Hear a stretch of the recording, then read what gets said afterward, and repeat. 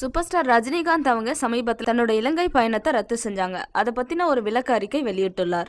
ரஜினியின் இலங்கை பயணத்துக்கு சுப்பிரமணிய சுவாமி உட்பட ஒரு சில அரசியல்வாதிகளும் சமூக வலைதளத்தில் பயனாளிகளும் விமர்சித்து வந்தாங்க. இந்த நிலையில ரஜினியின் தீவிர ரசிகரும் நடிகரும் இயக்குனருமான ராகவா லாரன்ஸ் இது குறித்து ஆவேச அறிக்கை ஒன்றை வெளியிட்டிருக்காரு. அதில் கூறப்பட்டுள்ளதாவது: கருத்து சுதந்திரம் என்ற பெயர்ல தலைவர் ரஜினிகாந்த் குறித்த தங்களோட பார்வையை ஆங்காங்கே பலரும் தெரிவிச்சிட்டு வருவதை பார்க்க முடியுது. நான் அவரோட மிகப்பெரிய ரசிகன் மற்றும் தொண்டன் என்ற முறையில என்னுடைய தன்னிகரில்லாத தலைவராகவும் இருக்கிறார் என்று பகிர்ந்து கொள்ள விரும்புகிறேன் என ராகவா லாரன்ஸ் தெரிவிச்சிருக்காரு.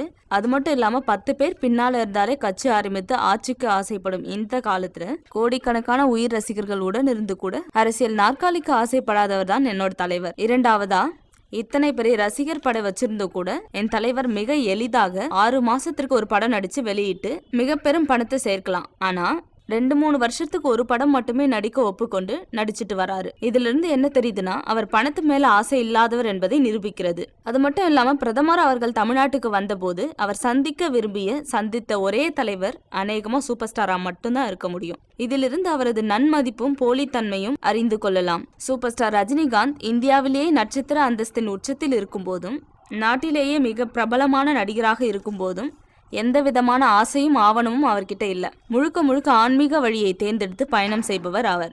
இது தலைவரை மதித்து வணங்கும் என் ஒருவனின் தனிப்பட்ட கருத்து மட்டும் இல்ல. கோடிக்கணக்கான மக்கள் அவரை நேசிப்பதற்கு காரணம் இதுவாகத்தான் இருக்க முடியும். சிலர் தலைவரை குறித்து தவறாக பேச நினைக்கலாம். ஆனா அவரை நன்கு அறிந்தவர்கள், அவரை மதித்து வணங்குபவர்கள், அந்த கோடிக்கணக்கான தொண்டர்களில் நானும் ஒருவன் என்பதை பெருமையுடன் தெரிவித்துக் கொள்வதாக நடிகர் ராகவா லாரன்ஸ் ரஜினியை பத்தின கருத்தை வெளியிட்டிருக்கார். Thanks for watching. Please like and share. Don't forget to subscribe us.